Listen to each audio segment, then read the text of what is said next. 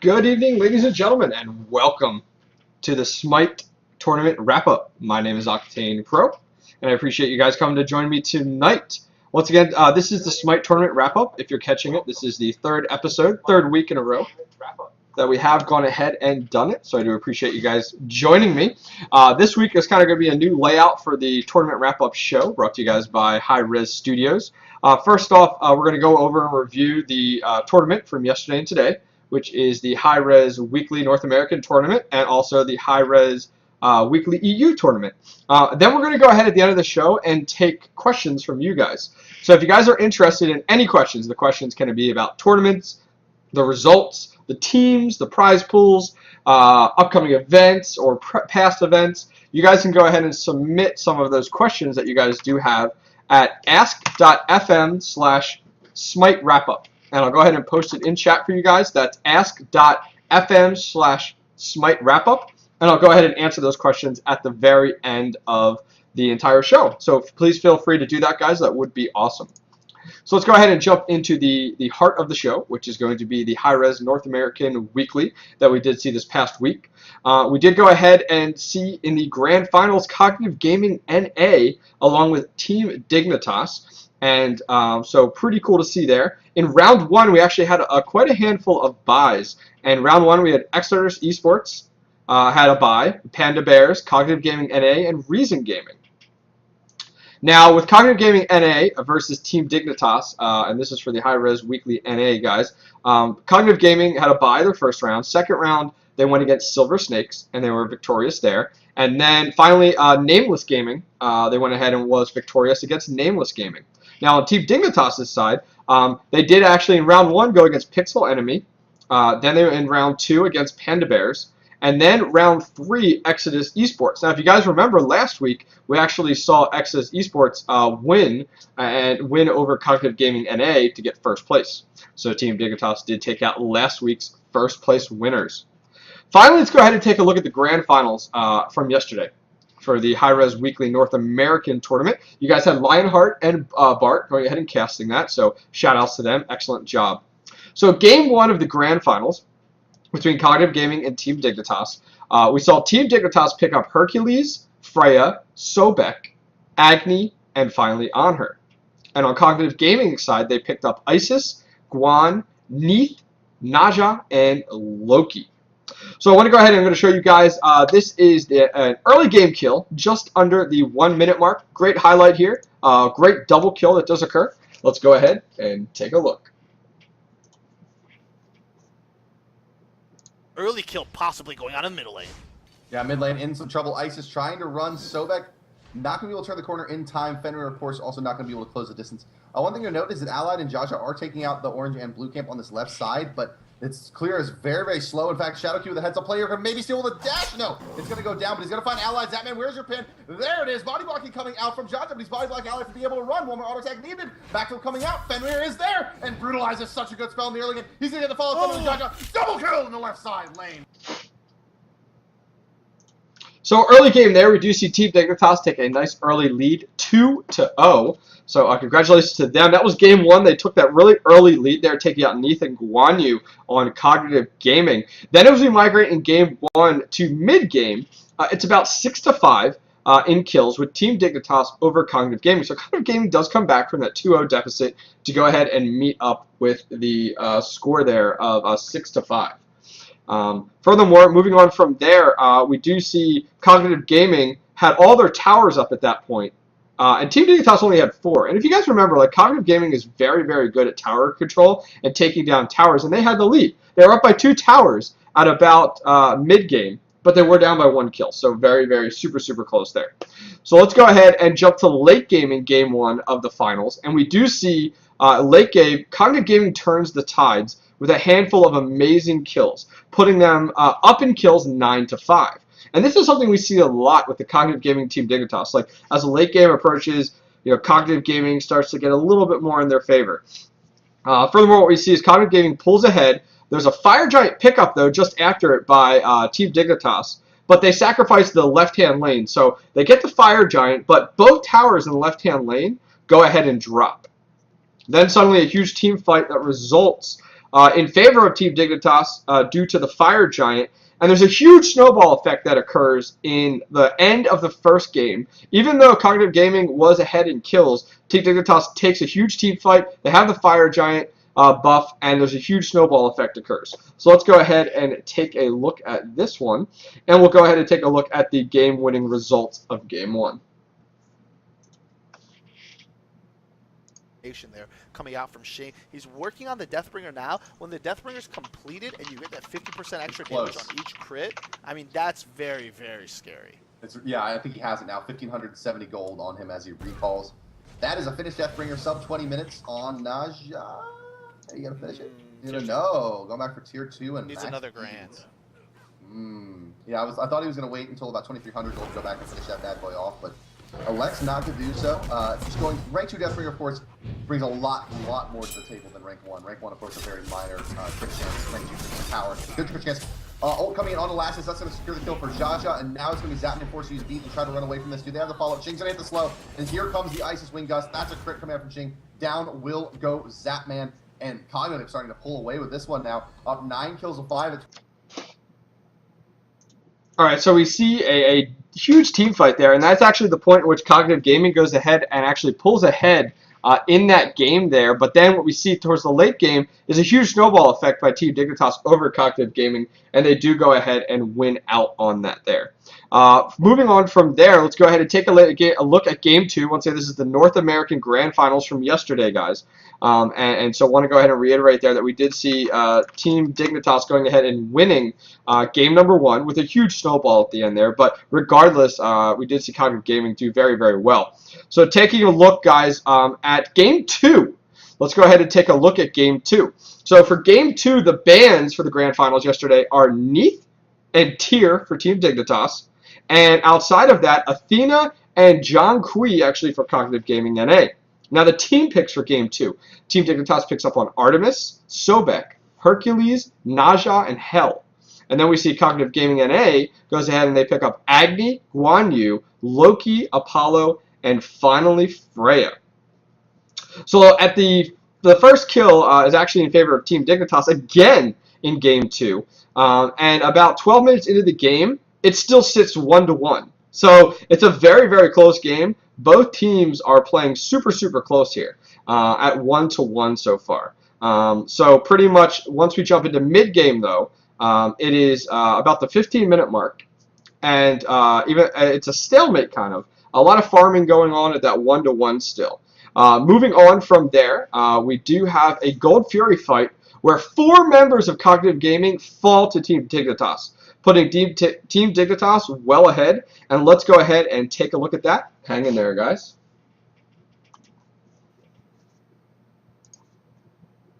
Naja, but Freya and Loki both are a bit stronger at getting to those squishy targets in the backline, those damage dealers, and taking them down. Yeah, and you know, the thing is that that's exactly right. I mean, they're going to be able to rush down the back lane. I feel like they're putting so much pressure in to get this engagement action. Going to crash down here is Jaja. Are they going to have enough to be able to pick him up? Doesn't look like it. Meteor's going to come down. They're trying to find Allied now. Earthbreaker's not going to hit. They're going to go ahead and redirect their attention onto the Gold Fury, but not without aggression from Cognitive Gaming as they start to move in.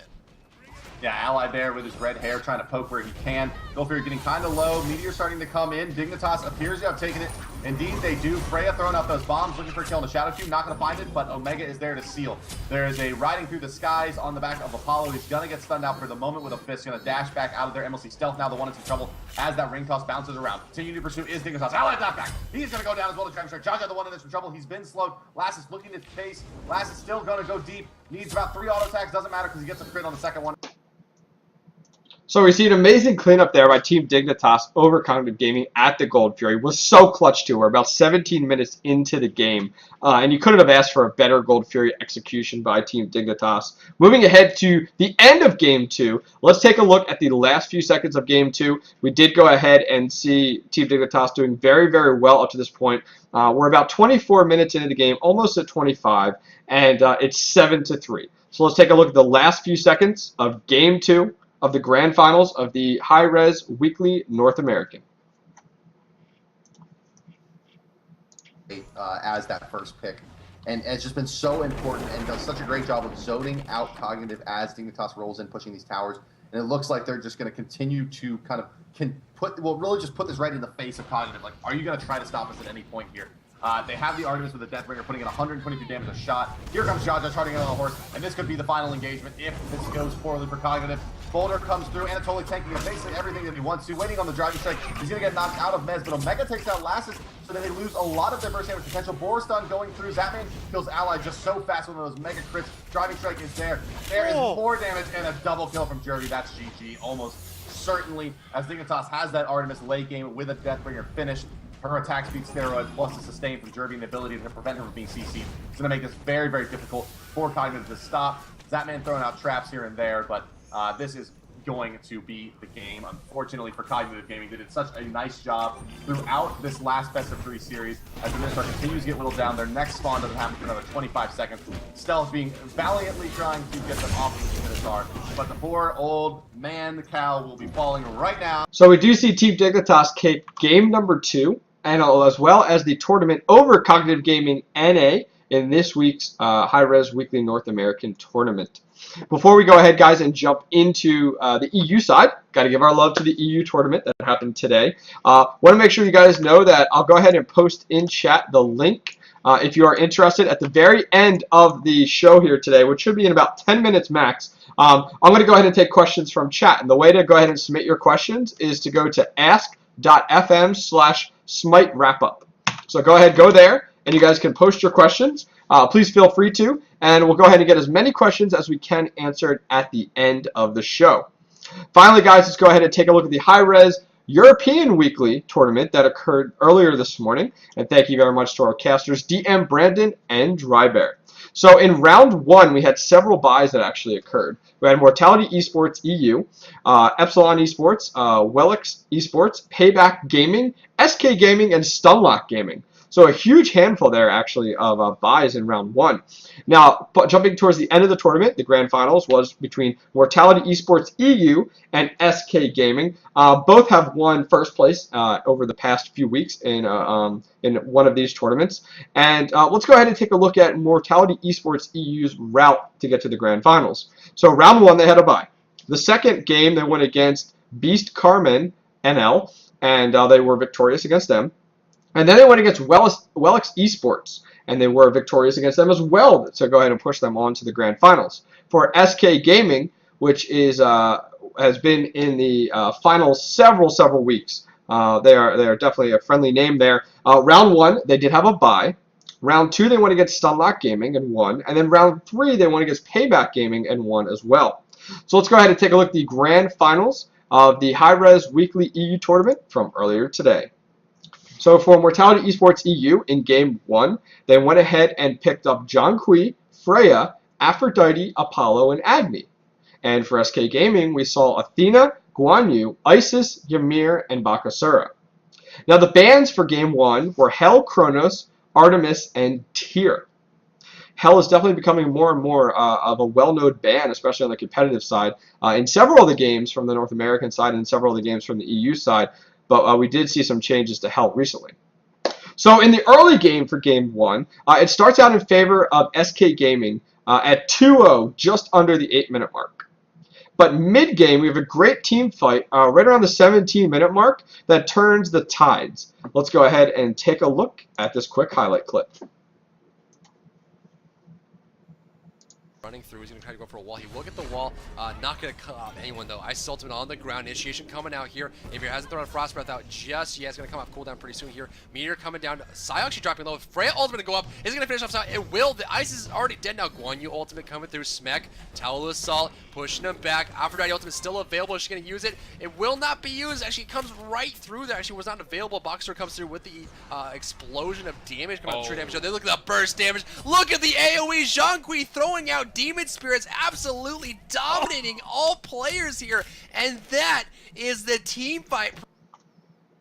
So amazing job there by Mortality Esports, right around the 17-minute mark of Game 1, and it actually allowed them to tie it up at 8-8, and this was right around, as I said, the 17-minute mark of Game 1 of the EU Weekly.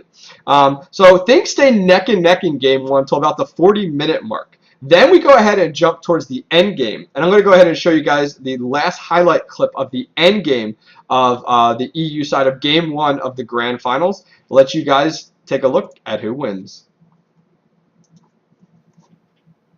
Giant is a bigger lead than is, lending itself out. Aphrodite caught out here. Good rotation. Sun touch, creeping, curse, dash through. Aphrodite pretty tanky right now, not taking a whole lot of damage. You want to be careful about using too much to take her out. No rotation coming through. There's a triple bandage. Bakasura pops his ultimate just for the Aphrodite. Look at the first damage in response. They're going to go after this.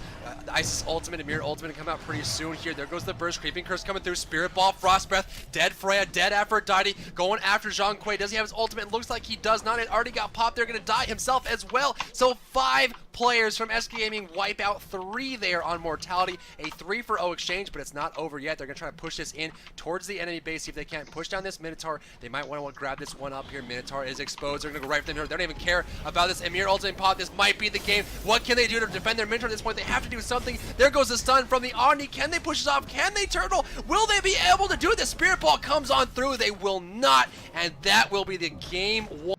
And Game 1 actually goes there to SK Gaming, as you guys went ahead and saw. Game 1 to SK Gaming. Congratulations to them. Right around the 50-minute mark that we actually saw that going on there. Furthermore, guys, in Game 2, let's go ahead and go over kind of the results of Game 2, and then we'll take a look at some of the highlights, and we go ahead and introduce the winner of the EU tournament. So going ahead and looking at Game 2, that actually happened just a few hours ago. SK Gaming picked up Ymir, Agni, Thor, Artemis, and Ares. Now for Mortality Esports EU, we saw Odin, Anhur, Ao, Athena, and Tyr. And the bans were Hell, once again, no surprise, Zhang Kuei, Kronos, and Tyr. So a lot of these bans are actually very, very common, a lot of the games today and also throughout the past few weeks. But pretty much early game was in favor of Mortality Esports, and it was 2-0 at the 6-minute mark. So Mortality Esports was looking pretty good at the 6-minute mark. But mid-game, SK Gaming makes a strong comeback around the 15-minute mark, sitting 1 kill behind Mortality Esports, which was at 7-6. But at the 17-minute mark, though, so jumping ahead a little bit, SK Gaming takes the lead for the first time in Game 2. Let's go ahead and show you guys that highlight. Of pure damage. Now in this situation, since it's stacking item from the Heartseeker, it's heavily reliant on the damage that's being provided by the Heartseeker. If you fall the stacks off, you have lots of attack speed with no oomph behind it. But of course, if you can keep those stacks up on the Heartseeker, it's very effective. Kwang ultimate through the center of Ares. He's going to survive for the time being. The Sobek ultimate might be able to finish off. Indeed, it will, but Sobek will fall. Emir coming from the backside, and that SK rotation is proving to be too much right now as Emir doing the victory jump of happiness as he just hopped. So we see SK Gaming going ahead and taking a nice lead there. They're about up 10-9 now, and this is right around the 17-minute mark. Moving on from there, let's go ahead and take a look at late game of Game 2. And right now what we see an amazing force surrender, actually, around the 20-minute mark. And let's take a look at this high-caliber play. I mean, this is amazing, and I want you guys to take a look and listen to the casters here, because a ward makes a night and day difference. And so I want to go ahead and throw this up. Take a look, guys. This is Game 2 of the Hi-Rez EU Weekly.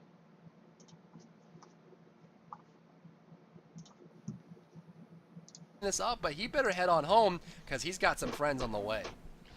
You know, honestly, I thought that was a pretty good exchange for them. Getting 2 kills for 1, but allowing the split push from Exotic to go off would have been worth it, but they got greedy. They went back in trying to look for kills. In that, they lost Exotic anyway. They did gain 1 tower, but they lost the tower for it. They lost the Gold Fury for it, and they lost all 5 members for 1. SK now leads by 10,000 gold, 19 minutes into the game. And their players are starting to get huge. I mean, Smek's sitting level 19 right now. Zio and Zalia level 18 apiece. And then we have Proxy QQ, who is 16, a little bit below, actually just hitting 17, who is now higher than both Captain Twig and Exotic, who were sitting level 16. Twig actually just jumped up there to 17, but, I mean, that's a huge, huge exchange for them. And now, I mean, as Mortality, you have to be so afraid. You have to choose your battles so much more safely. But when you have characters like Agni and characters like Artemis that are fed and who are able to do such insane damage so quickly, there really isn't much you can do. Now watch Captain Twig here. Not many places for him to go. He's going to take some ultimates on the backside there. Not really much he can do, but a good shot from Athena to allow him to get out of there is going to waste 2 ultimates there and ensure that they can get out. But at the same time, SK's not really pressured. They still have the ability to continue on. Now, Suntouch is getting thrown down on. He's using everything. Desert Fury is down. He pulls out the Sobek, who has already used it. On the other side, Smek has picked up a double kill, and now Suntouch is freely typing 2 people, drops a ward down, teleports, and Towers comes out. He might be able to save him. Beats goes through. He should be able to get him. Blocking the shots. And I don't know if you guys saw it there, but you saw Ares go ahead, throw down a ward. His teammate Agni went ahead and teleported directly to the ward to go ahead and save the day. And Ares, like, it was amazing. So once again, a ward goes down instantly by Ares as he's getting chased by 2 people on the opposite team there. Then to go ahead and recover from that, Agni goes ahead and teleports directly to that ward, goes ahead and uses his stun to go ahead and save Ares. And once that kill goes down, and Ares stays alive along with Agni, we then go ahead and see a surrender vote go down. So SK Gaming ends up winning over Mortality Esports EU for the Hi-Rez Weekly EU tournament. So amazing highlights from this past week. Hopefully you guys had the opportunity to go ahead and check out the tournament. It was a ton of fun to watch. So, thank you guys very much for checking those out. Shout outs to the casters from this week, North American side. You did have Bart along with Lionheart, and then on the EU side, you did have DM Brandon and finally Drybear. Well, to go ahead and wrap up this tournament wrap-up show, guys, I'm going to take a few questions from chat from you guys. So I'm going to go ahead and jump on that. Once again, you can submit questions at ask.fm/smite wrap-up. Any of the questions could be anything about the tournaments, the players, the teams, events, anything you guys want. I have a handful of questions here. So let me go ahead and bring them up. And we do have some thoughts here. What are your thoughts on Ares surfacing in this week's EU tournament? I'm super happy about it. We did see the patch that came out to introduce the new skin for him. And so a little bit more excitement around Ares. Ares has kind of been dormant for a while. So really happy to see him being reintroduced in. And really great to see him on a winning team there. He actually had an opportunity to see how well he was doing. So I'm happy to see Ares making a comeback into the competitive scene. I don't think he's like one of those niche gods that like you really have to have right off the bat. But I'm really happy to see him joining back into it. Let's see. So I've been playing Smite for a while, but I still don't understand what to buy for each god. I use Tier Monster, but what is a good tip or suggestion in knowing what to buy? Good question. Right off the back, I can recommend, and something that I push as much as I can, and some people may argue with me about this, but there is no cookie cutter build per god, and keep that in mind. If you use Tier Monster, which is an amazing site, or any other sites, the first few starting items are most of the time very similar. They're going to be the same on let's say you go with Han Bats. And you decide to pick a few items to start with. The next game it could be the same, but as you progress through the game, your items should be strategic and very dependent on the game itself. Who you're laning against, who you're jungling against, who you're mid laning against, along with your teammate. So keep that in mind when you're looking at builds that are on some of these sites that are out there. It all comes down to the situation that you're in. Very situational. Now, there are a few good starting items that you can start out with, and you'll see some people will go with Death's Toll and then move into like Warrior Tabby, depending, if they're going with like a warrior, going with like like an AD god or something like that, and need a little extra health and stuff. So a lot of the times though, you'll see a starting item, which is on that starting items tab, and then you'll go ahead and actually see a boot selected too. So good question. Who is the best jungler? There is not a best jungler. I will say that some ones that are most popular right now, you'll see Bakasura is extremely popular within the competitive scene. We see Thanatos being more and more popular right now, and Loki. Team Dignitas versus Cognitive Gaming. Who's better? Well, this week, Team Dignitas won, so that would make them better in this week's tournament. Now, when it comes down to which team's better, I wouldn't say one team is better than the other. I think the LAN events are becoming more, because I base everything off of LAN events. I don't know about you guys, but the LAN events are big for me, and I'd love to get to a high-res LAN event. But you can't really say which team is better necessarily. But you can check out a lot of the stats on the teams in their tournament results over at esports.smitegame.com. Finally here, what do you think of Apollo? Will he get a new skin? Well, he already got the black skin, which is the Drybear skin, right? Looks exactly like Dry Bear. I don't care who you are. It looks exactly like Dry Bear. Will he be getting another skin? I think he will. I'm not sure exactly when we'll see that and what it'll be. I think there's a lot of opportunity they could do with Apollo and also with his Chariot. You could do a lot with the two of those there. On top of that, let's go ahead and take a look here at other questions. A few BM questions, so we'll go ahead and pick over those. Guys, if you guys have questions, please go ahead and post them at ask.fm/smite wrap-up. Who do you think is the best mage in the game? Once again, it's very situational. I've had a lot of fun recently, though, and seen a lot of good results out of Agni. We're seeing Agni time and time again from a competitive perspective. So right now, I'd say it's definitely favoring Agni a little bit. What do I think? What do I think Ymir, or do you think Ymir is better than Sobek? On certain lane comps, yes. Ymir does very, very well. Ymir's had a lot of changes to him now. And now that we have Ymir being able to use his Glacial Strike and his Frost Breath through his wall, I think we're going to start to see Ymir use a little bit more here and there. Let's see here. Let me go ahead and just refresh our questions. Back up to the top here. All right, let's see.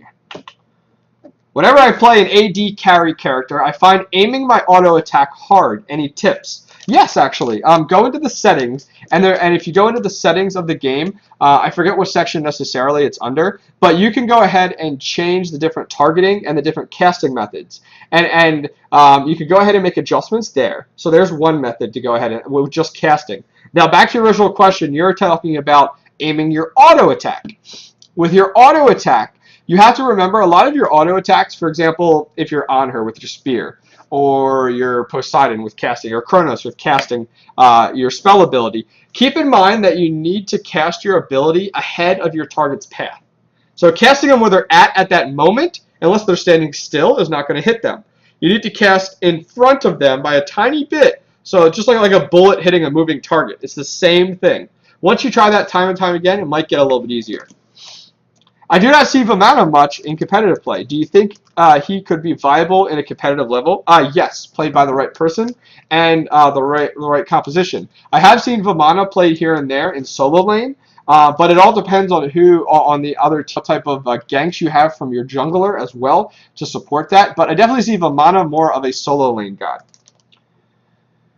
All right. Well, guys, that is all the questions I'm going to take today. Hopefully, you guys enjoyed this episode of the Smite tournament wrap-up.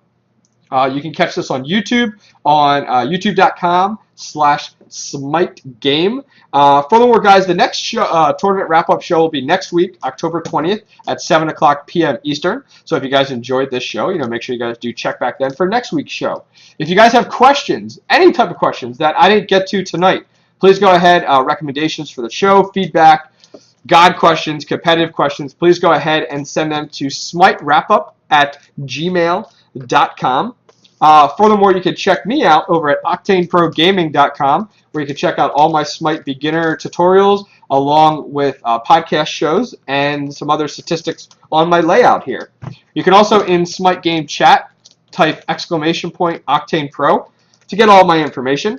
And please, guys, go over to SmiteGame.com to download and sign up and play Smite completely free. They also have Smite news, patch notes, player stats, and more. Finally, stay connected with Smite over at Facebook.com/SmiteGame and Twitter.com/SmiteGame. Finally, guys, stay tuned for some viewer game with yours truly and a 400 gem code giveaway starting in about 5 minutes. So I'll see you guys in 5 minutes. Take care.